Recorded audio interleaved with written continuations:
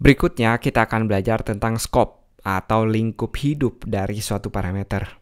Apa sih kayak belajar biologi lingkup hidup?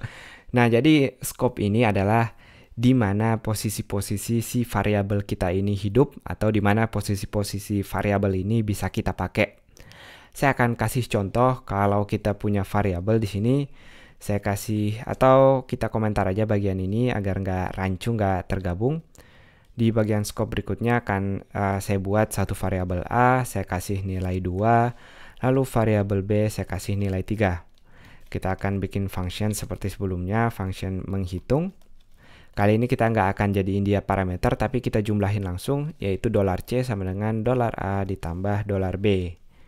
Nah, kita tes ketika kita memanggil menghitung, dan kita return lagi di sini, return $C atau ngebalikin hasilnya.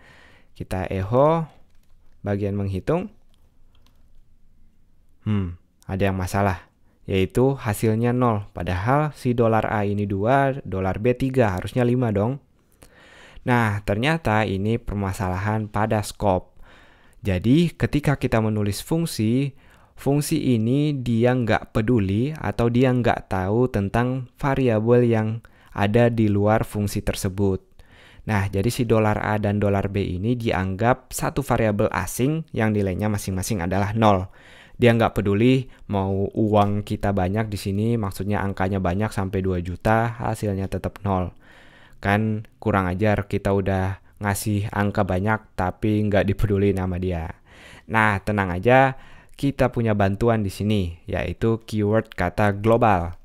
Nah, global ini gunanya untuk ngasih tahu si fungsi ini untuk ngajarin, gaul dong, kita punya variabel di luar. Jangan cuma main di dalam aja, tapi harus kenal ada namanya $A, ada namanya $B. Nah, sekarang kalau kita reload, kita akan lihat hasil yang kita inginkan di sini. Nah, jadi cara untuk nyambungin atau bikin fungsi kita gaul biar dia kenal dengan variabel-variabel di luar atau teman-temannya, kita kasih kata kunci global. Kalau hanya satu tentu kita nggak usah pakai koma dan variabel berikutnya, tapi kalau lebih dari satu tinggal dipisahkan dengan koma seperti ini. Jadi itu tadi caranya tinggal menggunakan keyword global.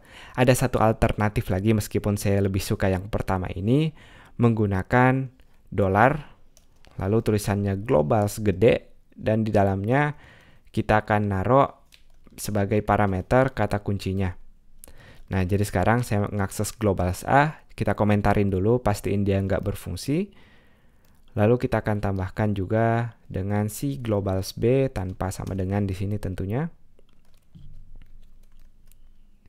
Kalau kita reload sekarang, hasilnya masih sama, pastikan kalau kita ubah jadi 20.030. Nah, ini dia.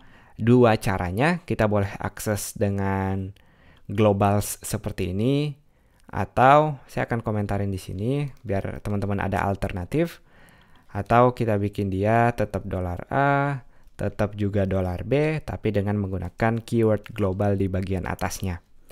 Itu dia seputar tentang scope pada fungsi di PHP.